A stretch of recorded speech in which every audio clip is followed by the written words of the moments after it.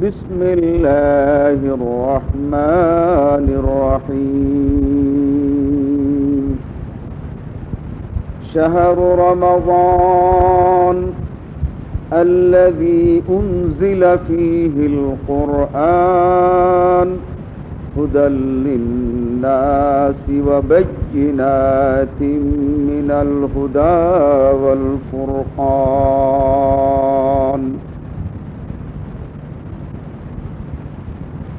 আল্লাহ রব্বুল আলমিনের লাখ লাখ শুকর যে আজকার এই জুমাতে আমরা শরীক হতে পেরেছি। নবী মুহাম্মদুর রাসূলুল্লাহ সাল্লাল্লাহু আলাইহি ওয়াসাল্লামের উপরে লাখো সালাত ও সালাম, যার প্রদর্শিত পথ আর হেদায়েতকে আমরা ন্যায় এবং সত্যের পথ অবলম্বন করার তৌফিক পেয়েছি। এ মাস রমজানের মাস। এ মাসের ফজিলত সম্পর্কে বিভিন্ন হাদিস এসেছে। সবচেয়ে বড় কথা হলো অন্যান্য মাসের তুলনায় এই মাসে প্রতিটি নেক কাজের ফজিলত অনেক বেশি। কেউ যদি একটি নফল কাজ আদায় করে, তার মর্যাদা ও মর্তবা বা ফজিলত ফরজ কাজের সমান। আর কেউ যদি একটি নফল ফরজ কাজ করে, তাহলে ওই একটি ফরজ কাজ ওই রকমের 70টি ফরজ কাজের সমান। অতএব এই মাসে সকল কাজের যেমন 70 গুণ সওয়াব, 70 গুণ ফজিলত, ঠিক তেমনি করে নফলেরও ফজিলত। যত নেক কাজ আছে আমরা করে থাকি, রাসূল সাল্লাল্লাহু আলাইহি ওয়াসাল্লাম যত নেক কাজের কথা আমাদেরকে করতে বলেছেন, এর মধ্যে সর্বপ্রথম যে নেক কাজের নির্দেশ নবী মুহাম্মদুর রাসূলুল্লাহ সাল্লাল্লাহু আলাইহি ওয়াসাল্লামকে করা হয়, সেটা নামাজও ছিল না, রোজাও ছিল না, হজও ছিল না, যাকাতও ছিল না। সেই নেক কাজটি ছিল দাওয়াত। রাসূল সাল্লাল্লাহু আলাইহি ওয়াসাল্লাম সত্যের সন্ধান পেয়েছেন, সত্যকে জানতে বুঝতে পেরেছেন। এরপরেই সর্বপ্রথম তিনি লোকালয়ে এসে, মক্কাতে এসে এই সত্যের দাওয়াত দিয়েছেন। প্রথম স্ত্রীকে দিয়েছেন, তারপরে বন্ধু বান্ধবদেরকে দিয়েছেন, তারপরে তার প্রিয়জনদেরকে দিয়েছেন। এই দাওয়াতের কাজ, এই নেক কাজটাই রাসূল সাল্লাল্লাহু আলাইহি ওয়াসাল্লাম সর্বপ্রথম করেছেন। আর এই কাজটি নফল নয়, কেবলমাত্র ফরজ নয়, সব ফরজের প্রথম ফরজ। এক ওয়াক্ত ফরজ নামাজ আদায় করলে যদি 70 ওয়াক্ত নামাজের সওয়াব পাওয়া যায়, তাহলে একটি দিনের কথা, একটি দাওয়াতের কথা এটা বললেও ওই দাওয়াত 70 বার দিলে যে সওয়াব পাওয়া যাবে সেটাই পাওয়া যাবে। যে ব্যক্তি এই সওয়াব থেকে মাহরুম হলো, নবী মুহাম্মদুর রাসূলুল্লাহ সাল্লাল্লাহু আলাইহি ওয়াসাল্লাম ইরশাদ করেছেন যে রমজানের এই কল্যাণ থেকে যে বঞ্চিত হলো, সে তার জীবনের সব কিছু, সব কল্যাণ থেকেই বঞ্চিত হলো। অতএব মানুষকে দিনের দিকে দাওয়াতের এই কাজটা, এটাও আমাদের করতে হবে। এই রমজানের মধ্যে সবচেয়ে বেশি করতে হবে, যাতে করে এর সওয়াব, এর নেকিও আমরা পেতে পারি। মানুষ দাওয়াতের কাজ করে, মানুষকে বিপদ থেকে সুপথের দিকে ডাকে। এই ডাকাটা কখন হয়? যখন মানুষকে বিপদগামী হতে দেখে তার ভয়াবহ আশঙ্কা, ভয়াবহ অবস্থা জানতে পারে। মনে করুন দুটো লোক একই দিকে যাবে, একটি চৌরাস্তাতে তারা এসে দাঁড়িয়েছে। সেই জায়গাতে যাওয়ার জন্য যে পথ আছে তার মধ্যে কোনো একটি পথে পানি এবং কাদা আছে, কোনো একটি পথ ভালো হলেও তাতে ডাকাত এবং ছিনতাইকারীদের ভয় আছে, কোনো একটি পথ এমন আছে যে সেই পথ সেই দিকে হলে কি হবে, কিন্তু রাস্তার এক জায়গায় গিয়ে বেঁকে অন্য দিকে চলে গেছে। যেমন সাতক্ষীরা খুলনা থেকে পশ্চিম দিকে, পশ্চিম দিকেই রাস্তা গেছে, অথবা খুলনা থেকে যশোর পশ্চিম দিকে রাস্তাটা পশ্চিম দিকেই গেছে, কিন্তু কিছু দূর যাওয়ার পর ওই যশোরের দিকের রাস্তা বেঁকে সাতক্ষীরায় চলে গেছে, কিন্তু উপস্থিত সেটা সরল সোজা একেবারে পশ্চিম দিকেই দেখা যাচ্ছে। এই পথগুলোর সন্ধান যদি মানুষ জানতে পারে, তাহলে একজন সরল সোজা মানুষকে সেই পথ থেকে বিরত রাখার জন্য সে বলতে পারে যে এই পথ আপনি যাবেন না, এই পথ কিছু দূর যাওয়ার পর হয় সেটা উত্তর দিকে চলে গেছে, নতুবা দক্ষিণ দিকে চলে গেছে, এখন সোজা দেখলেও আসলে কিন্তু পথ ওটা যশোরে যাওয়ার পথ নয়। বলতে পারে এই পথ সোজা বটে, কিন্তু কিছু দূর যাওয়ার পরই আপনাকে ছিনতাইকারীরা ধরবে, ডাকাতরা ধরবে, অতএব এই পথে আপনি যাবেন না। কেউ বলতে পারে যে এই পথ যাবেন তো আপনি, সময় আপনার কাছে আছে 2 ঘন্টা, কিন্তু এই পথে এতটা নদী পার হতে হবে, এতটা পানি কাদা ভাঙতে হবে যা আপনি দিনে দিনে গিয়ে আপনার গন্তব্যস্থানে পৌঁছতে পারবেন। এই পথটাই হচ্ছে সোজা পথ। এই পথ দিয়ে যদি আপনি যান তাহলে এতে রাস্তাতে কোনো অসুবিধে নাই, কোনো ছিনতাইকারীর ভয় নাই, সোজা এবং সরলভাবে আপনি পৌঁছে যেতে পারেন। রাস্তার ভয়াবহতা মানুষ যখন অবগত হয়, তখন যাকে বলে তাকেও সেইভাবে জোর দিয়ে বলে, সেইভাবে গুরুত্ব দিয়ে বলে।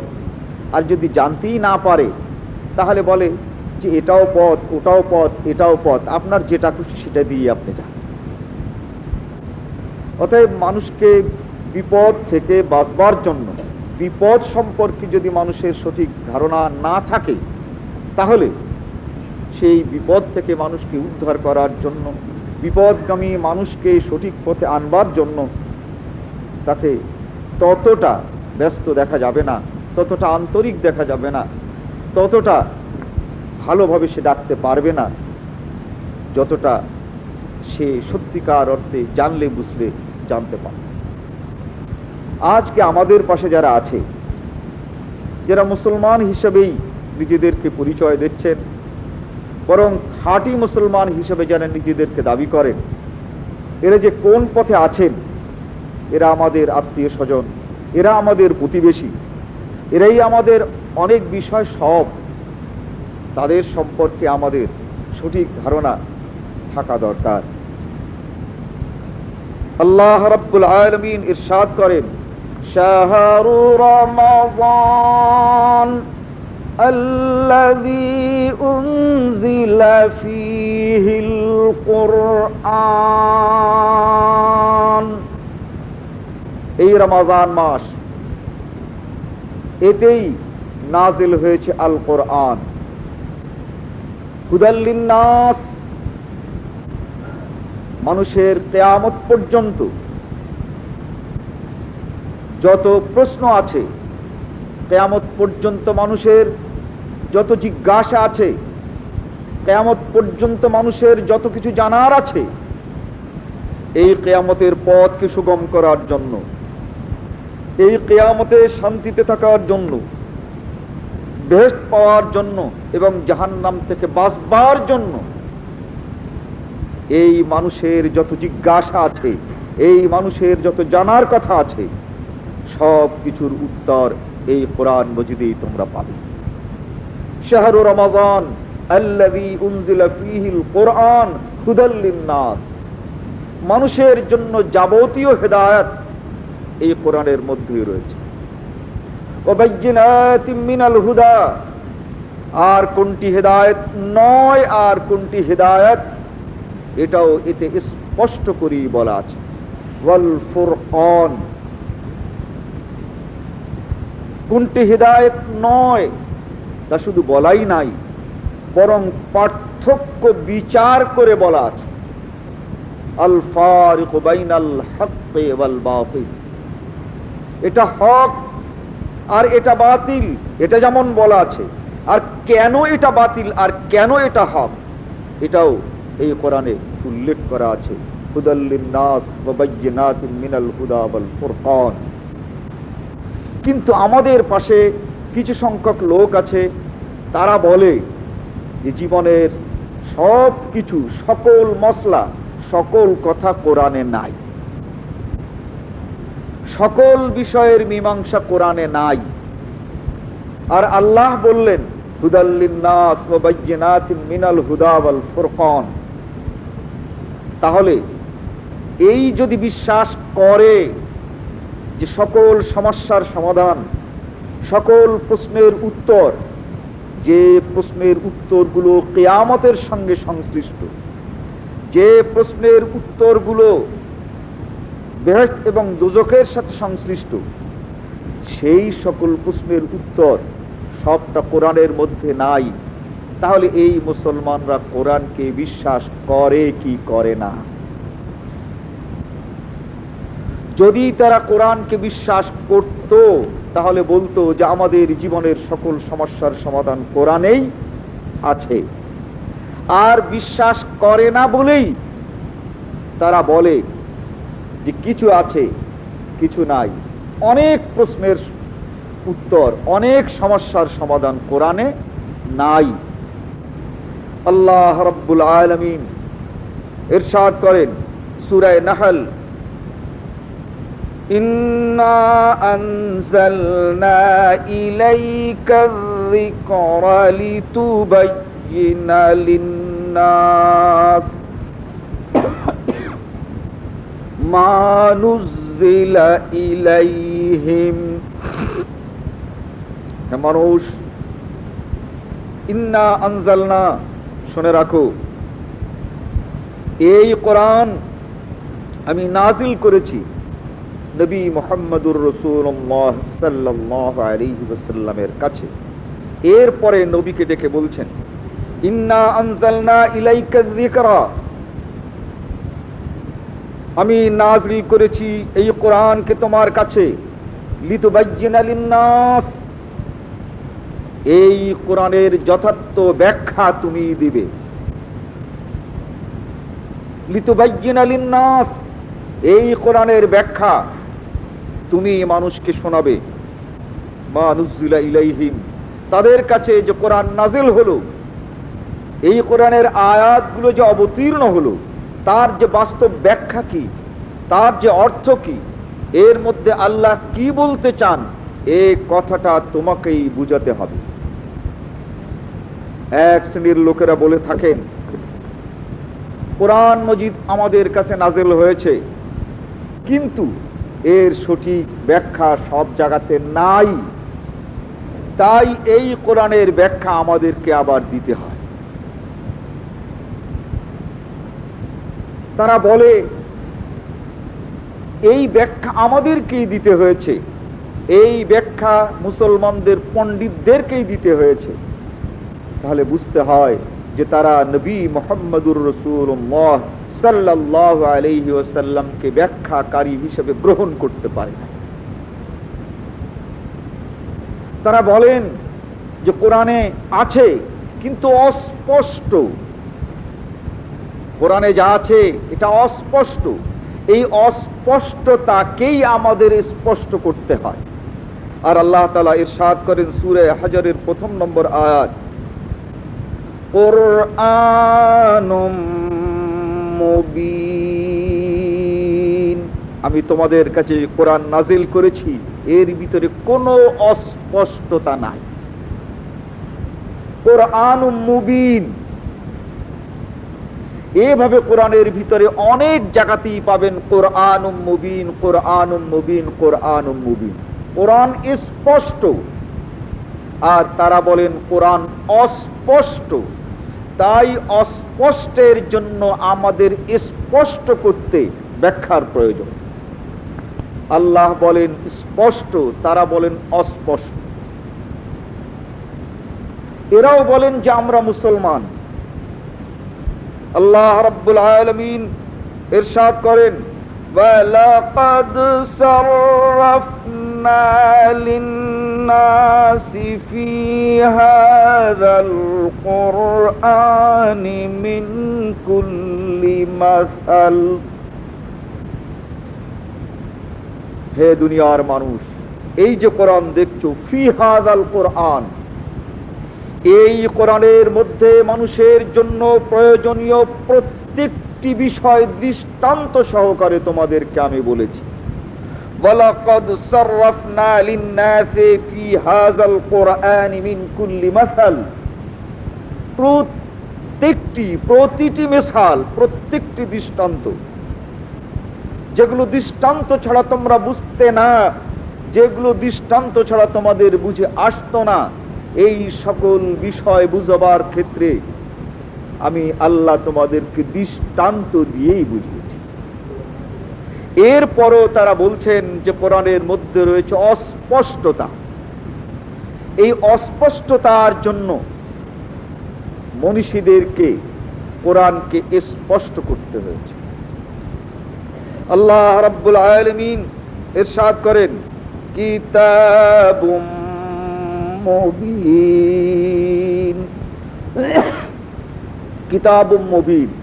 এই যে আল কিতাব, এটা অস্পষ্ট নয়, এটা স্পষ্ট। তো আল্লাহ বলেন স্পষ্ট, কোরআন স্পষ্ট, কিতাব স্পষ্ট, এবং প্রতিটি দৃষ্টান্ত সহ তোমাদেরকে স্পষ্ট করা হয়েছে। আর যেখানে তোমরা রাসূলকে এই কোরআনের ব্যাখ্যাকারী হিসেবে মানবে, সেখানে আল্লাহ নবীও এই কোরআনকেই স্পষ্ট করার জন্য আদিষ্ট হয়েছেন এবং তিনি এই কোরআনকে স্পষ্ট করেছেন। ইন্না আনজালনা ইলাইকা যিকরা লিতুবায়্যিনা লিন-নাসি মা নুযিলা ইলাইহিম। তাহলে এর ভিতরে একদিকে স্পষ্ট, আর একদিকে একদল বলেন অস্পষ্ট। তারাও নামাজ পড়েন, রোজা থাকেন, হজ করেন, যাকাত দেন, করেন না এমন কিছু নেই। এখন এই কোরআনকে অস্পষ্ট বলছেন, এবং তারা স্পষ্ট করে বলছেন যে এই কোরআনের মধ্যে, ইসলামের মধ্যে সব সমস্যার সমাধান নাই। কুদুরি নাম করে একখানি কিতাব, যেটা মাদ্রাসার পাঠ্য, এর ভূমিকায় ছাত্রদেরকে বলে দেওয়া হচ্ছে যে বহু সমস্যার সমাধান যা নবী মুহাম্মদুর রাসূলুল্লাহ সাল্লাল্লাহু আলাইহি ওয়াসাল্লামের ইন্তেকালের পরে সৃষ্টি হয়েছে, সেই সকল সমস্যার সমাধান না থাকায় পরবর্তী মনীষীরা ফিকহ সৃষ্টি করেছে।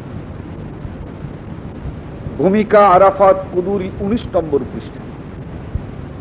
ঠিক এভাবে এই কুদুরির ভূমিকায় দারুল উলুম প্রকাশনী তার 3য় পৃষ্ঠায় একই কথা বলা হয়েছে যে কোরআন এবং হাদিসের মধ্যে বহু সমস্যার সমাধান নাই, যা এই মনীষীরা করেছেন, যা ফিকহ নামে অভিহিত। উসুলুস শাসি, যেটা মাদ্রাসার পাঠ্য, এই কিতাবের ভূমিকায় ইসলাম সম্পর্কে এবং ফিকহ সম্পর্কে ধ্যান ধারণা দিতে গিয়ে বলা হয়েছে তার 7ম পৃষ্ঠায় যে ইসলাম তথা কোরআন ও সুন্নাহ মানুষের জীবনের সকল প্রশ্নের উত্তর আর সকল সমস্যার সমাধান দিতে পারে নাই বলেই এই ফিকহের উদ্ভব হয়েছে। এই ফিকহ যারা মেনে চলেন তারাও কিন্তু আমাদের আশেপাশে আছে। এই লোকগুলোকে এই ফিকহের গণ্ডি থেকে কোরআন এবং সুন্নাতে যদি আনা যায়, এর জন্য যে দাওয়াত দেয়া হবে, সেই দাওয়াতের মূল্য একটি কথার মূল্য 70টি কথার সমতুল্য। আর এই দাওয়াতই নবী মুহাম্মদুর রাসূলুল্লাহ সাল্লাল্লাহু আলাইহি ওয়াসাল্লাম দিয়েছেন। অতএব আজ যারা আমাদের আশেপাশে আছে তাদেরকে আমাদের দাওয়াত দিতে হবে।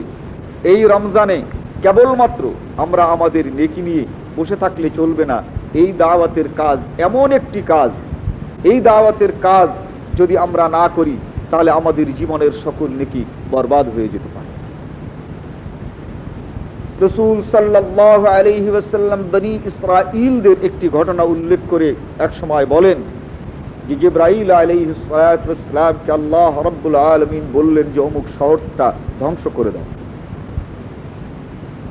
জিবরাইল আলাইহিস সালাতু ওয়াস সালাম জিজ্ঞাসা করলেন জানার জন্য, হে আল্লাহ, ওইখানে তো এমন একটি লোক আছে যে চোখের একটি পলকও সে কখনো গুনার কাজ করে নাই, সেই লোকটাকে ওখান থেকে সরিয়ে তারপরে অবদ্ধ মানুষকে শাস্তি দিলে হয়তো ভালো হতো।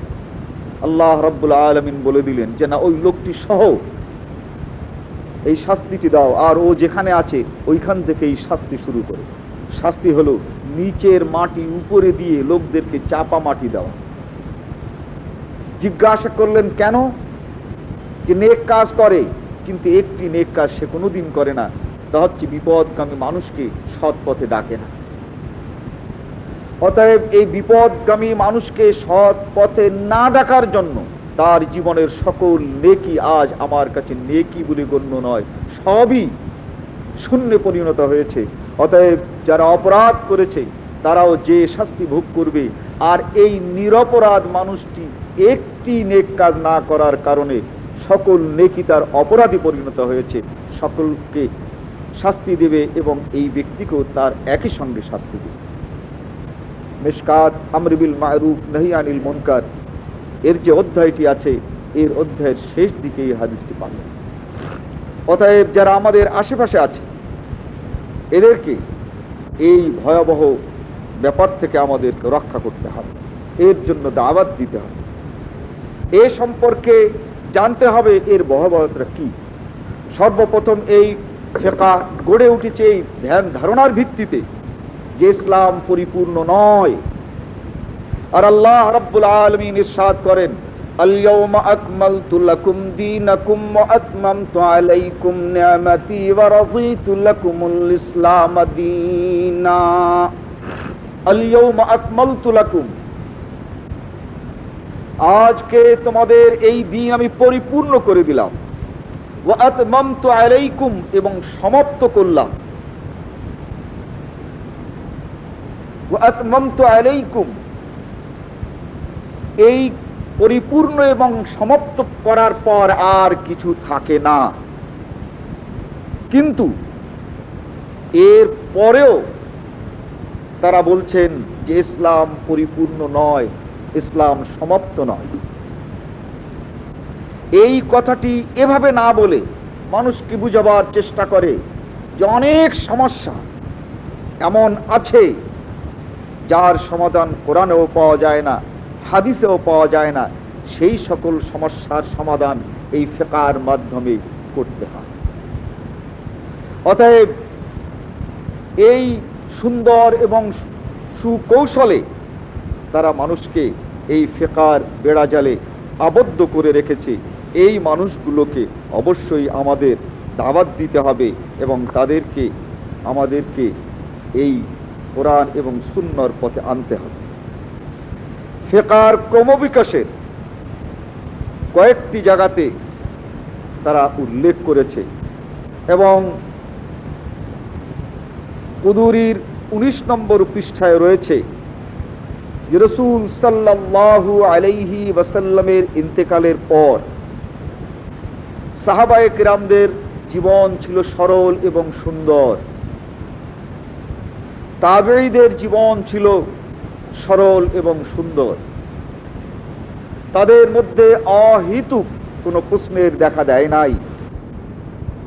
তাই সাধারণ মানুষ সাহাবায়ে কিরামদের কাছে যেতেন এবং তারা সমস্যার সমাধান চাইতেন, তখন সাহাবারা কোরআন থেকে সমাধান দিতেন, সাহাবারা রাসূল সাল্লাল্লাহু আলাইহি ওয়াসাল্লামের হাদিস থেকে সমাধান দিতেন।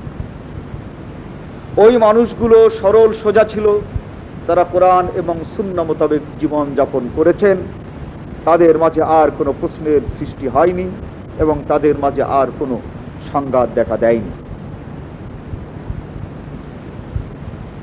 এই ফিকহের ক্রমবিকাশের 29 নম্বর পৃষ্ঠায় বলা রয়েছে যে এই ধারাটি চলে আসে 100 হিজরি পর্যন্ত পৃথিবীর মানুষের তথা তারা বলে আরব দেশের মানুষের আর কোনো সমস্যা এমন ছিল না যেটা কোরআনে পাওয়া যায় নাই, যেটা হাদিসে পাওয়া যায়। সরলভাবে তারা জীবন যাপন করত।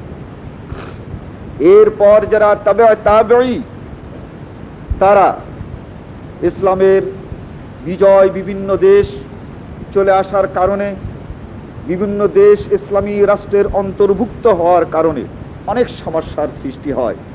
সেই সকল সমস্যার সমাধান কোরআনে আর সুন্নায় আর পাওয়া যাচ্ছিল না, যার কারণে ওই সময় তাবেঈনদের মধ্যে যারা ছিলেন তারা এই ফিকহের উদ্ভাবন করে। ওই 29 পৃষ্ঠায় বলা রয়েছে যে এই সময় দুটো শ্রেণী হয়ে যায়। এক শ্রেণী তারা তখনও কেবলমাত্র কোরআন এবং সুন্নাহর উপরে প্রতিষ্ঠিত থাকতে চান, সমস্যার সমাধান কেবলমাত্র কোরআন আর সুন্নাহর ভিত্তিতেই করতে চান। কোরআন এবং সুন্নাহর বাইরে কোনো সমাধানকে তারা ঘৃণা করেন এবং গুনার কাজ মনে করেন। আর সেই সময় এক দল কোরআন এবং সুন্নাহর বাইরে জটিল সমস্যার সমাধান দেওয়া পছন্দ করেন এবং তারা তখন দিতে শুরু করেন। যারা কেবলমাত্র কোরআন এবং সুন্নাহই মানতে চান তারাই হচ্ছেন আহলে হাদিস, আর যারা কোরআন আর সুন্নাহর বাইরে সমাধান দিতে চান তারাই হচ্ছেন আহলুর রায়। তারা তাদের নিজেদের আয়নায় যদি মুখ দেখেন তাহলে আজকে আমাদের বুদ্ধচারণ করার কোনো অর্থ হয় না। ওখানে আবার বলেন যে গোটা আরবি ভাষাভাষী লোকেরা তারা কোরআন এবং সুন্নাহর বাইরে যেতে চায় না। এই জন্য হেজাজ সহ আরব ভাষাভাষী সকল লোকেরা কোরআন এবং সুন্নাহর উপরে প্রতিষ্ঠিত থাকছিল। আর যারা আরব নয়, তুর্কি, ভারত এবং অন্যান্য জায়গা যেখানকার লোকেরা আরবি বোঝে না, কোরআন এবং হাদিস সরাসরি বুঝতে পারে না, এই অনারব দেশগুলোতে এই ফিকহ চালু হয়েছে। যে দেশগুলো আরব নয়, অনারব, তাদের দেশে ফিকহ চালু হয়েছে। আর যারা আরবি বুঝে তাদের দেশে ফিকহ চালু হওয়া সম্ভব হয় না। এই ফিকহ সর্বপ্রথম যিনি আবিষ্কার করেন, আজকে কথার মার প্যাচে তারা সাধারণের কাছে বলেন ফিকহ, এটা তো কোরআন হাদিস থেকেই এসেছে বলবেন, কিন্তু ছাত্রদের কাছে অন্য কিছু বলতে পারেন না। এই একটি কৌশল। ব্যাপার হচ্ছে মাদ্রাসার ছাত্র যারা, তাদের কাছে সত্য কথা না বললে তারা কিন্তু আসলে নম্বর পাবে না। এ একটা বর্তমান বাংলাদেশে, বাংলায় উচ্ছ্বাসী এবং নূর আল কুদুরি এই বইগুলো মাদ্রাসায় পড়ানো হয়। এর মধ্যে স্পষ্ট কুদুরিতে দারুল উলুম প্রকাশনী তার 3য় পৃষ্ঠায় বলা হয়েছে যে এই ফিকহ আবিষ্কার করেন ইমাম আবু হানিফা রাহমাতুল্লাহ আলাইহি। ফিকহ আবিষ্কার করেন ইমাম আবু হানিফা। তো আবিষ্কার যিনি করেছেন তার আগে তো ফিকহ থাকার কথা নয়। ওয়াজে এসে বলে ফিকহ কোরআন হাদিসে আছে, কিন্তু ছেলেদেরকে যেখানে প্রশ্ন করা হবে বলো এই ফিকহের আবিষ্কারটা কে, সেখানে আসল যে কথাটা সেটাই বলতে হবে।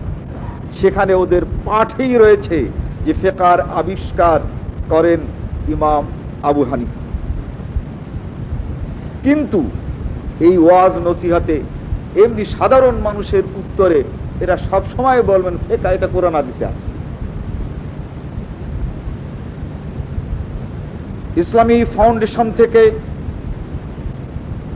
প্রকাশিত ফিকহের ক্রমবিকাশ এর ৬৬ নম্বর পৃষ্ঠা, ৮২ নম্বর পৃষ্ঠা এবং ৯৯ নম্বর পৃষ্ঠা, এতে স্পষ্ট যে এই ফিকহ আবিষ্কার করেন স্বয়ং ইমাম আবু হানিফা। এর আগে ফিকহ ছিল না। এটা কিন্তু আপনাদেরকে কোনোদিন বলবে না, ওই ছাত্রদেরকে বলতে হবে। তার কারণ ছাত্র তো উত্তর দেবে। এই উত্তর কেবলমাত্র সমস্যা যেখানে দাঁড়িয়েছে সে হচ্ছে এই উত্তরগুলো কেবলমাত্র হুজুররাই দেখেন না। এই কাগজগুলো আবার স্কুল কলেজের যারা অধ্যাপক তারাও তাদের ইতিহাসের নিরিখে ওটা দেখেন। যেহেতু একটা বদনাম উঠেছে যে মাদ্রাসার হুজুররা মাদ্রাসার ছেলেদেরকে মাদ্রাসার সাবজেক্টে বেশি নম্বর দেয় বলে মাদ্রাসার ছেলেরা শতকরা ৬০ জন পাশ করে, আর স্কুল কলেজের ছেলেরা এরা বিএ পাশ করতে গিয়ে বিএ পরীক্ষা দিলে পরে এরা শতকরা ১২ জন পাশ করে, আর ফাজিল পরীক্ষা দিলে শতকরা ৬০ জন পাশ করে। দেখো তো এর ভিতরে আছে। তো ওখানে গিয়ে দেখে যে স্কুল কলেজের ছাত্ররা যে পরীক্ষা দেয় সেটা একটা একটি সাবজেক্টের পরিপূর্ণ প্রশ্ন, আর মাদ্রাসার ছেলে যে পরীক্ষা দেয় এর ভিতরে প্রশ্নগুলো পরিপূর্ণ হয় না, যার কারণে উত্তরগুলো ভাষা ভাষা এবং ভাষা ভাষা উত্তর দিয়েই তারা পরীক্ষায় পাশ করে যায় আর বেশি নম্বর পায়। এখন এমন একটা হয়েছে যে তাদেরকে এই পরীক্ষার খাতাগুলো এই পরীক্ষার ব্যাপারগুলো কম্পেয়ার করতে হয়। তখন ওই সকল সাবজেক্টের উত্তর দিতে হলে যে সকল প্রশ্ন আছে সেই সকল প্রশ্ন সরাসরি এটাই আবার মাদ্রাসার ছেলেদেরকে দেওয়া হয়েছে। যেমন ফিকহ এর পরীক্ষা হবে, যেমন রাষ্ট্রবিজ্ঞান। এই রাষ্ট্রবিজ্ঞানের প্রশ্নে আছে এই রাষ্ট্রবিজ্ঞান কবে থেকে শুরু হয়েছে, এটা বিজ্ঞান হিসেবে কবে থেকে শুরু হলো, এই বিজ্ঞানের বই সর্বপ্রথম কে লিখলো, এই বিজ্ঞানটা ক্রমিকভাবে কিভাবে উন্নতি করলো, এই রাষ্ট্রবিজ্ঞানের ধারাবাহিকতায় কোন কোন নীতিমালা আজ আর নাই পূর্বে ছিল ইত্যাদি। এই যে একটা প্রশ্নের নীতিমালা আছে, একটা ধরন আছে, এখন মাদ্রাসার ছেলেদেরকে ওই ধরনেই আসতে হচ্ছে যাতে করে ভবিষ্যতে দেখা যাবে একটা পূর্ণ সাবজেক্ট তারা জানতে পারে। আমরা যখন পড়েছি ফিকহে, এত ফিকহ পড়েছি, কিন্তু ইমাম আবু হানিফার জীবনী কোনো ফিকহের সবকে নাই। ফিকহের কিতাব হেদায়া পড়ানো হয়েছে, কিন্তু কবে এটা আবিষ্কার হলো, কে এটা লিখলো, যিনি আবিষ্কার করলেন তার সঙ্গে এই লোকটার সম্পর্ক কতটুকু, ইনি সত্যবাদী কি মিথ্যাবাদীর কোনো ইতিহাস কোনোদিন পড়ায় নাই। কিন্তু আজ আর সেই অবকাশ নাই। ঠিক ওইভাবেই প্রশ্ন করা হচ্ছে। হুজুররা বেকায়দায় পড়ে গেছেন, বই লেখেন, ছেলেদেরকে সাপ্লাই দেন, কিন্তু ওয়াজের সময় মিথ্যে কথা বলেন। এই মাদ্রাসার পাঠ্য এখানেই আপনি পাবেন যে নবী মুহাম্মদুর রাসূলুল্লাহ সাল্লাল্লাহু আলাইহি ওয়াসাল্লামের সময় এই ফিকহ ছিল না। তাহলে এই ফিকহ মানা এটা বেদাত, আর এই ফিকহের আবিষ্কার এটাও বেদাত। এই জন্যে সিরাতে নোমান ইমাম আবু হানিফার জীবনী যেটা প্রকাশিত হয়েছে ইসলামী ফাউন্ডেশন কর্তৃক, তার ৮০ পৃষ্ঠায় পাবেন যে ইমাম আবু হানিফা ছিলেন একজন বেদাতি। এটা কোনো আহলে হাদিসদের লেখা নয়। আল্লামা শিবলি নোমানি, যিনি হানাফিদের ভিতরে সবচেয়ে শ্রেষ্ঠ ঐতিহাসিক, তিনি ইমাম আবু হানিফার প্রামাণ্য একখানা ইতিহাসের বই লিখেছেন। বাংলা ইসলামী ফাউন্ডেশন এটা তর্জমা করেছে এর ৮০ নম্বর পৃষ্ঠায় যে ইমাম আবু হানিফা বেদাতি ছিলেন। এই বেদাতি থাকার কারণে আরব জগতে তার ফিকহ, তার ধ্যান ধারণা চালু হয় না। কেন তিনি এই রায় এবং কিয়াসকে অবলম্বন করেছেন? ওই কিতাবের ৭৯ নম্বর পৃষ্ঠায় ইমাম আবু হানিফার কথা স্পষ্ট লেখা আছে যে ইমাম আবু হানিফা মুহাদ্দিস ছিলেন না। যে হাদিসগুলো জানলে পরে একটি লোককে মুহাদ্দিস বলা হয়, ইমাম আবু হানিফা মুহাদ্দিস ছিলেন না। তাই তিনি রায় এবং কিয়াস করেই প্রশ্নের উত্তর দিয়েছেন। এই কথাগুলো ছাত্রদের মাঝে ঘোরাফেরা করলেও সাধারণের মাঝে খুব কমই ঘোরাফেরা করছে। ইসলামের ইতিহাস এবং ফিকহের ইতিহাসের যে তথ্যগুলো এখন ছেলেদেরকে সরবরাহ করা হচ্ছে, এর তিনটি মাত্র সোর্স। একটা হচ্ছে ইসলামী বিশ্বকোষ, আর একটা হচ্ছে ফিকহের ক্রমবিকাশ, আর একটা হচ্ছে সিরাতে নোমান। প্রত্যেকটি ভূমিকা পড়ে দেখবেন সেইখানে। এরপরে স্কুল, কলেজ, ভার্সিটির প্রফেসর সাহেবরা ধরলেন যে এই ইতিহাসের বই আমাদের জন্য লিখতে হবে, যে মাদ্রাসার ছেলেদের উত্তর এটা ঠিক না বেঠিক এটা আমাদেরও জানা দরকার। এরপরে ঐতিহাসিক শামসুদ্দিন সাহেব, যিনি ঢাকা ভার্সিটিতে আছেন, তিনি তাদের জন্য একটা টেক্সট লিখেছেন। এটাও ইসলামিক ফাউন্ডেশন ছেপেছে এবং এটাও এখন পরীক্ষার খাতা দেখার জন্য একটি চমৎকার অবলম্বন। এই বইগুলোতে যে তথ্য আছে, এই 4টি বইয়ের তথ্যই এই ছেলেদেরকে দেওয়া হয়, কিন্তু ওয়াজ করার সময় তারা যে ওয়াজ করেন আর পড়াবার সময় যে বই পড়ান তার সঙ্গে তাদের কোনো কথার মিল নাই। ইমাম আবু হানিফা এই ফিকহ শুরু করেন, এর রচনা 120 হিজরিতে, আবার কোনো ইতিহাসে আছে 132 হিজরিতে, এবং এটা সমাপ্ত করেন তিনি 144 হিজরিতে। তার এই মাসআলার সংখ্যা হচ্ছে 12,90,000। 12,90,000 তিনি 120 হিজরি থেকে 144 হিজরি পর্যন্ত রচনা করেন। এটাই ইমাম আবু হানিফা রাহমাতুল্লাহ আলাইহি পরিপূর্ণ ফিকহ। এই ফিকহই এ দেশের মানুষ মেনে চলছে। তার মসলার সংখ্যা যে 12,90,000, সিরাতে নোমান ইসলামী ফাউন্ডেশন থেকে ছাপানো 101 পৃষ্ঠায় রয়েছে। এরা বলে থাকেন ওয়াজে বা সাধারণ কথায় যে এই ফিকহের বুনিয়াদ হচ্ছে 4টা: কোরআন, হাদিস, ইজমা এবং কিয়াস। এই শিক্ষিত লোকেরা যখন খুঁজে দেখে এই ফিকহ যা রচনা করা হয়েছে, ইমাম আবু হানিফা যা রচনা করেছেন, এর আগেও ইউরোপিয়ান ল,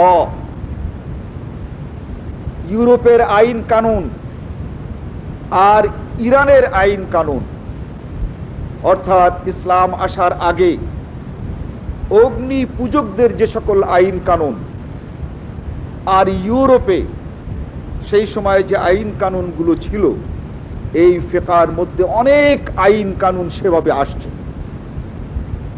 এই ইংরেজি শিক্ষিত লোক, এদের প্রশ্নের উত্তর তখন এই হুজুররা খুব ভালো দিতে পারেন না। এরপরে এখন আবার স্বীকার করা শুরু করেছেন যে না ভাই, ইমাম আবু হানিফা তিনি ইউরোপীয় ফিকহ থেকে তার এই ফিকহ সৃষ্টি করেছেন, আর ইরানি ফিকহ থেকে তার ফিকহ সৃষ্টি করেছেন। অর্থাৎ এই ফিকহ সৃষ্টি করার মূল বুনিয়াদ হচ্ছে ইউরোপিয়ান খ্রিস্টান আইন এবং ইরানের এই অগ্নিপূজকদের আইন। এই কথাটি সুন্দরভাবে আবার বাংলায়ও চলে এসেছে। সিরাতে নোমান ইবনে সাবিত, যেটা এই ইসলামিক ফাউন্ডেশন ছেপেছে, এর 114 পৃষ্ঠা, এবং ইরানি আইন দ্বারা যে এই ফিকহ তৈরি হয়েছে তা এই বইয়ের 115 পৃষ্ঠায় পাবে। আজকে যদি কেউ দেয় যে ফিকহের বুনিয়াদ হচ্ছে কোরআন, হাদিস, ইজমা আর কিয়াস, মাদ্রাসার হুজুরদের কাছে নম্বর পেলেও যখন তুলনামূলকভাবে খাতা দেখা হবে, যেখানে ভার্সিটির প্রফেসররাও থাকবেন আর মাদ্রাসার হুজুররাও থাকবেন এই কম্পিটিশনে, সেখানে এই চারটার কথা বললে কিন্তু উত্তর সঠিক হবে না, তারা নম্বর দেবে না। যেহেতু তারা জানে যে এই ফিকহের প্রথম বুনিয়াদ হচ্ছে দুটো, ইরানি আইন আর পাশ্চাত্যের আইন, তখন তারা করবেন কি? এই জন্য আবার মাদ্রাসার ছেলেদেরকে এই তথ্য সরবরাহ করা হচ্ছে যে শুধু কোরআন, হাদিস আর ইজমা কিয়াস নয়, এর আগেও ইমাম আবু হানিফা ইউরোপিয়ান এবং এই ইরানি আইন দ্বারাও প্রভাবিত ছিলেন, তার থেকেও আসছে। এটা যদি দেয় তাহলে ওই ভার্সিটির প্রফেসররা মানবে, তখন এই নম্বর কম বেশি কতটুক দেওয়া হলো একটা বিচার করবে। আর তা যদি না দেওয়া হয়, তারা এটা মানতে প্রস্তুত হবে। আজকে তারা সত্যিই অনেকটা বেকায়দায় পড়েছেন, আর এই কায়দা বেকায়দার সময় আরো সামনে আসছে। অতএব এই ফিকহের উৎস যে কেবলমাত্র কোরআন আর হাদিস, ইজমা আর কিয়াস, এই কথাটি আর 5 বছর পরে দেখবেন উল্টে যাবে। তার কারণ এই ফিকহের বুনিয়াদ শুধু কোরআন, হাদিস, ইজমা আর কিয়াস নয়। এই ফিকহ ইমাম আবু হানিফা আবিষ্কার করেছেন। তিনি কোরআন সম্পর্কে কি ধারণা পোষণ করতেন? ইমাম আবু হানিফা তিনি ইরানি লোক ছিলেন। 115 নম্বর পৃষ্ঠা সিরাতে নুমানেই বলা আছে, ইমাম আবু হানিফার মাতৃভাষা আরবি ছিল না, তার মাতৃভাষা ছিল ফার্সি, আর তিনি ছিলেন ইরানি বংশোদ্ভূত। অতএব ইরানের প্রতি তার আকর্ষণ ছিল বেশি। অতএব ইরানি আইন দ্বারা তিনি প্রভাবিত হয়েছেন এবং ফিকহের ভিতরে ইরানি আইন ঢুকিয়েছেন। এর কারণ ছিল 100 হিজরির পর অনারব দেশগুলোতে ইসলাম প্রচার হওয়ার পর আরব আর অনারব একটা ভাবধারা গড়ে ওঠে। অনারবরাও মনে করে যে আমাদের ভাষা এবং সংস্কৃতি এটা আরবদের চেয়ে কম নয়। অতএব কোরআন আর হাদিস আরবিতে, অতএব আরবি এর প্রাধান্য আমরা, আরবরা আরবির প্রাধান্য যেমন মেনে নেয়, আমরা সেভাবে মেনে নিতে পারি না। অতএব ইসলামিক সংস্কৃতি বলতে যেটা আছে, ওই সংস্কৃতির ভিতর আমাদের সংস্কৃতি, আমাদের সভ্যতা যদি আরবদের ভিতরে ঢুকানো না যায়, তাহলে আরবদের কাছে আমাদের সাংস্কৃতিক দিক থেকে মার খেতে হবে। কথাটি কঠিন, ব্যাখ্যা করার সময় নয়। ইমাম আবু হানিফা সেই দলের লোক।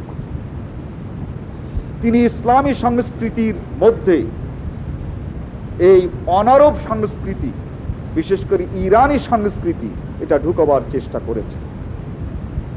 এক সময় তিনি এ কাজে এত জনপ্রিয় হয়ে যান যে নামাজের মতো মসলা এই হেদায়ার মধ্যে স্পষ্ট করে তিনি বলেন, হেদায়ার 110 নম্বর পৃষ্ঠায়, فَإِنِ افْتَتَحَ الصَّلَاةَ بِالْفَارْسِيَّةِ أَوْ قَرَأَ فِيهَا بِالْفَارْسِيَّةِ أَجْزَأَتْهُ। শুধু আরবি ভাষায় নামাজ পড়লে নামাজ হবে কথা তা নয়। ইফতাতাহ সালাত বিল ফারসিয়া, ফারসিতে যদি কেউ নামাজ শুরু করে, ফারসিতে যদি দোয়া দুরূদ পড়ে, ফারসিতে যদি কোরআন পড়ে, আজজাআতহু, তারও নামাজ হবে। এই যে অনারবদের পক্ষ অবলম্বন করে এই কথা বলার পর চতুর্দিক থেকে যখন অবস্থা কি হয় বুঝতেই পারেন এই লোকটাকে আর কি ধরনের কি মনে করতে পারে, যে নামাজের মতো একটি নিরেট ইবাদতকে তিনি বলে দিলেন, আর ছোটখাটো কিতাবে নয়, যে কিতাবের কথা বলা হচ্ছে যে ইন্নাল হিদায়াতা কাল কুরআন, হেদায়েতটা কোরআনের মতো, সেই কিতাবের 110 নম্বর পৃষ্ঠায় ফাইন ইফতাতাহাস সালাতা বিল ফারসিয়াতি আও ক্বারাআ ফিহা বিল ফারসিয়া, নামাজটা যদি পুরো ফার্সি ভাষায় পড়ে তাহলে নামাজ হয়ে যাবে। কেন? ইসলাম কি কেবলমাত্র ইরানে প্রচারিত হয়েছিল? টার্কিতে প্রচার হয় নাই? খোরাসানে প্রচার হয় নাই? সেই সকল ভাষার কথা তো তিনি বলেন নাই। স্পষ্ট করে বলেন যে বিল ফারসিয়া, ফার্সি যদি কেউ নামাজ পড়ে তাহলে হয়ে যাবে। এই অবস্থায় কেন তিনি ফতোয়া দিতেন আল কোরআন মানা লা নাজমা, মাদ্রাসার ছেলেদের পাঠ্য নুরুল আনোয়ার ফাজিলে পড়ানো হয়। এই কিতাবের প্রথম দিকে আছে ইমাম আবু হানিফা বলতেন বিসমিল্লাহির রহমানির রহিম, এটা কোরআন না, বরং আল্লাহর নামে শুরু করিতেছি, এই কথাটার নাম কোরআন। অতএব যে যে ভাষায় তোমরা এই কোরআন অনুবাদ করো সেইটাই কোরআন, ওই আরবদের আরবিটাই কোরআন। আরবদের আরবি কোরআন নয়, কোরআন হচ্ছে ওর অর্থ, ওই আরবদের কথা শোনা যাবে না। তিনি কোরআন সম্পর্কে ধ্যান ধারণা দেন। এটা এই মাদ্রাসার পাঠ্য নুরুল আনোয়ার এবং মাদ্রাসার পাঠ্য এই উসুল শাসিতে আছে। কোরআন এটা আল্লাহর বাণী কি করে হতে পারে? আর হয়েও যদি থাকে তাহলে কোরআনের ওইটা আমরা মানব না। কি সেটা? আত-তাআরুজ। কোরআনে কোরআনে সংঘর্ষ আছে, কোরআনের আয়াতে আয়াতে সংঘর্ষ আছে। তিনি দৃষ্টান্ত দিয়ে বলেন, আল্লাহ একবার বললেন ফাকরাউ মা তায়াসসারা মিনাল কোরআন, হে মুক্তাদিয়ার ইমাম তোমরা সূরা ফাতিহা পড়ো নামাজের মধ্যে। আবার সেই আল্লাহ বলছেন ইযা কুরিআল কোরআন ফাসতামিউ লাহু ওয়া আনসিতু, যখন কোরআন পড়া হবে তখন চুপ করে থাকো। এই দুটোর ভিতরে আল্লাহর বাণী কোনটা? আল্লাহ তো একজন। একবার বললেন যে মুক্তাদিরা পড়ো, আবার বলবেন মুক্তাদিরা শোনো। এই ধরনের তাআরুজ কোরআন শরীফের ভিতরে এই ধরনের বিভিন্ন মৌখিকতা তোমরা পাবে। সেখানে তিনি পরামর্শ দেন, উসুল দেন যে এইভাবে যখন পাবে তখন তোমরা তৃতীয় আরেকটি আয়াত দিয়ে তার ব্যাখ্যা করতে যেও না। দুটো আয়াতের মধ্যে যদি কোনো লোক মনে করতে পারে যে সংঘর্ষ, কিন্তু তৃতীয় আয়াতে যদি তার কোনো ব্যাখ্যা থাকে, তৃতীয় আয়াত যদি আর একটা থাকে ওই দুটার সমন্বয় সাধনকারী, তাহলে ওটা মানা যাবে না, বরং অন্য কিছু দেখতে হবে। তাহলে তিনি বুঝতে চান যে কোরআনের মধ্যে বিভিন্নতা আছে, অথচ আল্লাহ তাআলা ইরশাদ করেন ওয়ালাউ কানা মিন ইনদি গায়রিল্লাহি লাওয়াজাদু ফীহি ইখতিলাফান কাসীরা। এই কোরআন যদি এক আল্লাহ ছাড়া অনেকের কাছ থেকে নাযিল হতো তবেই ওর ভিতরে বিরোধ থাকতো। যেহেতু ওর ভিতরে বিরোধ নাই, এটাই প্রমাণ করে যে এক আল্লাহর কাছ থেকেই অবতীর্ণ হয়েছে। ঘটনা হচ্ছে এই ফাকরাউ মা তায়াসসারা মিনাল কোরআন, ওখানে কথা ছিল কি আরিজা কুরিয়াল কোরআন ফাসতামিউ লাহু ওয়া আনসিতু, সেখানেই কথা ছিল। রাসূল সাল্লাল্লাহু আলাইহি ওয়াসাল্লামকে আল্লাহ রাব্বুল আলামিন বলে দিলেন এই আরবি ভাষায় কোরআন নাযিল হয়েছে, আর তোমার এই দেশের 7 জায়গাতে উচ্চারণ তার ভিন্ন ভিন্ন আছে, এটা বাংলাতেও আছে। এই অঞ্চলটুকুতে আমরা সকল অক্ষরের উচ্চারণ শুদ্ধ করে করতে পারি, কিন্তু এখান থেকে মাত্র 30 মাইল দক্ষিণে যান, দেখবেন তারা বাড়ির জায়গাতে বাড়ি, ঘোড়া, দড়ি, ভেড়া। কেন? ওই দড়িকেই তারা দড়ি বলে, ঘোড়াকেই তারা ঘোড়া বলে। আর একটু পূব দিক যান, 1-1.5 মাইল পূব দিক যান, দেখবেন সেখানে প বলতে পারে না, সব কিছু তার হ, হানি, হান। তাহলে এই যে অবস্থা, অথচ শুদ্ধ একটা আছে তো। আল্লাহর নবীকে বলে দেওয়া হলো যে তুমি এখন কোরআন শুদ্ধ করে পড়াবার জন্য লোকদেরকে বসায় রেখো না, এটা এখন জিহাদের সময়। ফাকরাউ মা তায়াসসারা মিনাল কোরআন, যে যে উচ্চারণে যেভাবে কোরআন পড়তে পারে সেইভাবে কোরআন পড়ুক, বাধা দেবে না। এটা হচ্ছে উচ্চারণের কথা। মক্কার লোকেরা কাপ বলতে পারে না, তারা কাপের পরিবর্তে বলে গাব। কুল হু আল্লাহু আহাদ। এই মক্কার আশেপাশে যারা আছে পড়া শুনলে হাসবেন, তারা বলে গুল হু আল্লাহু আহাদ। মিশরের লোকেরা ইয়া হাগি ইয়া হাগি, কি ব্যাপার? তা আমার এক বন্ধুকে জিজ্ঞাসা করলাম কি ব্যাপার, বলে ওরা জিম উচ্চারণ করতে পারে না, ইয়া হাজি এর পরিবর্তে বলে ইয়া হাগি। এই যে উচ্চারণের বিভ্রাট এই আরব দেশেও আছে। আল্লাহর নবী বলেন ফাকরাউ মা তায়াসসারা মিনাল কোরআন। এই জিম উচ্চারণ করতে গিয়ে সময় এখন আর নষ্ট করা নাই। এই কাফের পরিবর্তে তারা যে গাফ গাইন বলে, এই কাফ উচ্চারণ করতে গিয়ে তাদেরকে বসিয়ে বসিয়ে তারা খুব উচ্চারণ করবে, আর লোকজন এই উচ্চারণের জন্য মসজিদ বসে থাকবে, সময় নেই। ফাকরাউ মা তায়াসসারা মিনাল কোরআন, যেভাবে কোরআন ওরা পড়তে পারে সেইভাবে পড়তে দাও, কেবলমাত্র তাদেরকে বুঝিয়ে দাও যে এর অর্থটা কি। এখানে ইমাম মুক্তাদির কোনো কথা নাই। তিনি এইটা বুঝে দুনিয়ার মানুষকে বুঝতে চাইছেন যে ওখানেও ইমাম মুক্তাদিকে সূরা ফাতিহা পড়তে বলতেছে, আবার এইখানে বলে ইজা কুরিয়াল কোরআন ফাসতামিউ লাহু ওয়ানসিতু। আপনারা বুখারী শরীফের মধ্যে ফাকরাউ মা তায়াসসারা মিনাল কোরআন, এই কিতাবুত তাফসীরে এখানেই পাবেন যে ফাকরাউ মা তায়াসসারা মিনাল কোরআনের অর্থ আল্লাহর নবী কি করেছেন।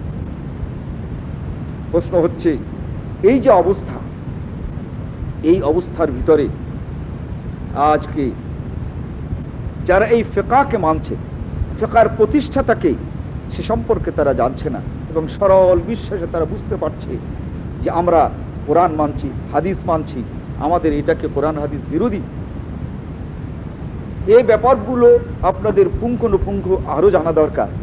একটি খুতবায় শেষ হবে না, তবে মনে করেছিলাম যে শেষ করা যাবে। এ সম্পর্কে আজ থেকে 8 বছর আগে একটি খুতবা, এটা ঢাকাতে ছিল, তার বহু ক্যাসেট বহু জায়গাতে আছে। নিজে যেও জেদ্দাতে যে ওই ক্যাসেটটাই শুনতে পাই, তা আমি তো বুঝতে পারি না ব্যাপার কি। তো বাঙালিদের হোটেল জেদ্দায়, ওটা ঢাকা হোটেল। তো পরে ওখানে যাওয়ার পর শুনলাম যে এটা বাংলাদেশ থেকে এনেছে, ওই বংশাল থেকে সংগ্রহ করেছে। তো এভাবে এই ক্যাসেটগুলো আমাদের পুঙ্খানুপুঙ্খ বিভিন্ন বইয়ের বরাত সহ আমাদের জানা দরকার। আর সবচেয়ে বড় কথা, আমাদের আরো জানা দরকার এজন্যে যে এই সকল বন্ধু বান্ধব আত্মীয় স্বজন কোন পথে যাচ্ছে, যেটা কোরআন হাদিসে নাই। এমন একটি পন্থায় তারা নামাজ পড়ছে, এমন একটি পন্থায় তারা রোজা রাখছে, এমন একটি পন্থায় তারা ইফতার করছে। এই 11 মাসের বাইরে যেমন দাওয়াতের কাজ করি, এই মাসেও এই দাওয়াতের কাজ ততখানি গুরুত্বপূর্ণ। এটা বেশি বলা হবে না। যদি একটি লোককে আপনি আহলে হাদিস করেন, যারা মুসলমান বলে নিজেদেরকে পরিচয় দেওয়ার পর আহলে হাদিস নন, তাদেরকে যদি আপনি আহলে হাদিস করেন, তাহলে সব কিতাব কুতুব একসঙ্গে রাখলে পরে দেখা যায় যে পৃথিবীর সকল মানুষ মানুষের মতবাদ মানছে। হিন্দুরা মানুষের মতবাদ মানছে, খ্রিস্টানরা মানুষের মতবাদ মানছে, বৌদ্ধরা মানুষের মতবাদ মানছে, ওহির মতবাদ তারা কেউ মানছে না। ঠিক এভাবে যদি আপনি একটি লোককে আহলে হাদিস করতে পারেন, তাহলে ইমাম আবু হানিফাও একজন মানুষ যার মতবাদ তারা মানছে। এই হানাফি মাযহাবও একটি মানবীয় মতবাদ, আর খ্রিস্টান ধর্মটা বর্তমানে একটা মানুষেরই মতবাদ। কারণ আল্লাহর সেই কিতাবকে তো বিকৃত করে ফেলেছে এবং একটি মানুষের মতবাদ। একটি মানুষের মতবাদ থেকে একটি লোককে মুসলমান করার যে সওয়াব, তার চেয়ে কোনো অংশ কম হবে না। তার কারণ খ্রিস্টানরাও আজ মানুষের মতবাদ মানছে, আর আমাদের ভাইরাও ইমাম আবু হানিফা একজন মানুষ, তারই মতবাদ মানছে। বৌদ্ধরা গৌতম বুদ্ধের মানুষ হিসেবে তার মতবাদ মানছে, আর আজকে আমাদের ভাইরা ইমাম আবু হানিফার মতবাদ মানছে। এই মতবাদ থেকে যদি আমরা একটি লোককে সরাতে পারি, তাহলে আমরা একটি লোককে পরিপূর্ণ মুসলমান করারই সওয়াব পাবো ইনশাআল্লাহ। এই সিরাতে নওমানের ভিতরে এক জায়গায় গিয়ে বলছে, না বলে তো পারে না, বলে আমরা এ কথা বলি না যে ইমাম আবু হানিফার সকল মসলাই নির্ভুল, আমরা এ কথা স্বীকার করি যে ইমাম আবু হানিফার মসলার মধ্যেও ভুল আছে, কিন্তু আজ পর্যন্ত কেউ বলে দিল না যে ইমাম আবু হানিফার নামাজে এই মসলায় ভুল আছে। তার মানে বলতে চায় ভুল থাকলেও থাকতে পারে, নামাজে নাই, রোজায় নাই, হজে নাই। আবার দেখবেন ভুল আছে বলার পর আবার বলে ভুল নাই, মসলা ধরলে কোনোটাই ভুল নাই। আবার ছেলেদেরকে পড়াবার সময় কিন্তু এখন বলতে হচ্ছে তিনি একজন মানুষ ছিলেন, ওখানে এইভাবে কথাটা আছে যে ইমাম আবু হানিফা নবী ছিলেন না, পয়গম্বর ছিলেন না, তিনি একজন মানুষ ছিলেন। মানবীয় মতবাদ হিসেবে, দুর্বলতা হিসেবে তার ভুল থাকতে পারেও আছে, আছে কোনটা তা কোনোদিন লিস্ট করে আপনার কাছে তুলে ধরবেন। অতএব মানবীয় মতবাদ থেকে মানুষকে কোরআন এবং সুন্নাহর দিকে ডাকবার জন্য আমাদের এই প্রচেষ্টা এই রমজানে অব্যাহত থাকা উচিত। এবং তার সবচেয়ে বড় কথা হচ্ছে এই যে ছোট্ট ছোট্ট পুস্তিকা আছে, এই রমজানের ইফতারের জন্য পয়সা খরচ করছি, 5 টাকা খরচ করে একটা বই কিনে একটা লোককে দেয়। সামনে ঈদের জন্য আমরা খরচ করব, এই নামাজ শিক্ষা কিছু আমরা কিনে একটা লোককে দেই। আহলে হাদিস আন্দোলন কিও কেন এই বইটা আমরা 2-4টা লোকের হাতে দিই, এটাই হচ্ছে দাওয়াতের কাজ। সে আপনার সঙ্গে বিতর্ক না করে পড়ুক এবং বুঝুক। এই দাওয়াতের কাজ এই রমজানের মাসে আমাদের চালাতে হবে। আর এই বিষয়ে বাকি বক্তব্য ইনশাআল্লাহ অন্য একটা খুতবায় আলোচনা করা যাবে। বারাকাল্লাহু লানা ওয়া লাকুম ফিল কুরআন।